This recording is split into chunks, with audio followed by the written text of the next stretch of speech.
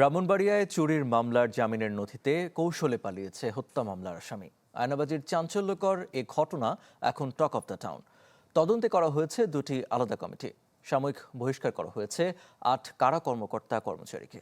Design, elegance, beauty, সেরা পণ্য সবার জন্য। জেভিকো। দুজন দুই মামলার আসামি, পরিচয়ে কারাগারের বন্দি কক্ষে।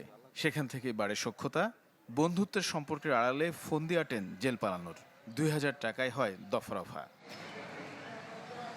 গল্পটা ব্রাহ্মণবাড়িয়া জেলা কারাগারের। চুরির মামলায় জামিন পাওয়া আসামির নথিতে কৌশলে পালিয়েছে এক হত্যা মামলার আসামি, যা এখন টক অফ দ্য টাউন। ২০১৮ সালে হাসিবুল হত্যা মামলার আসামি হৃদয় দীর্ঘদিন পলাতক থাকার পর ২০২৫ ডিসেম্বরে পুলিশ আটক করার পর পাঠানো হয় ব্রাহ্মণবাড়িয়া জেলা কারাগারে। আর চলতি বছরের জানুয়ারিতে চুরির মামলায় কারাগারে দিদার হোসেন। দুজনই ছিলেন একই ছেলে। গত ২৯ জানুয়ারি কারাগার থেকে দিদারের জামিননামা ব্যবহার করে কৌশলে জেল থেকে বেরিয়ে যায় হৃদয়। অভিযোগ, কারারক্ষীদের দায়িত্বহীনতা, সেই সাথে কয়েদি পলাশ ও আক্তার জেল থেকে পালাতে সাহায্য করে হৃদয়কে। বিষয়টি জানাজানি হলে প্রশ্ন উঠেছে কারাগারের নিরাপত্তা নিয়ে। কারাগারের নিরাপত্তা তো জোরদার অবশ্যই করতে হবে। একজন নিরীহ আসামি জামিন পাবে আর একজন মার্ডার কেসের আসামি চলে যাবে, এটা তো হবে না। এটা নিরীহ মানুষ তো বাঁচতে হবে। একটা হত্যাকাণ্ড আসামি যদি ভালোভাবে যাচাই বাছাই করতো তাহলে তো সে এভাবে বের হয়ে যেতে পারতো না।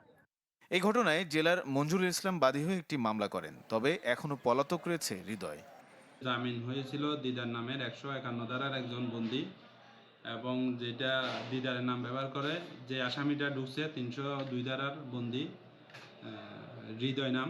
জুম মিটিং থাকার কারণে আমি যাচাই বাছাই করতে না পেরে বন্দীদেরকে অনেকক্ষণ থাকতে হবে, আমি আরেকবার দ্বিতীয়বার যাচাই বাছাই করে ছেড়ে দেওয়ার নির্দেশনা দিই।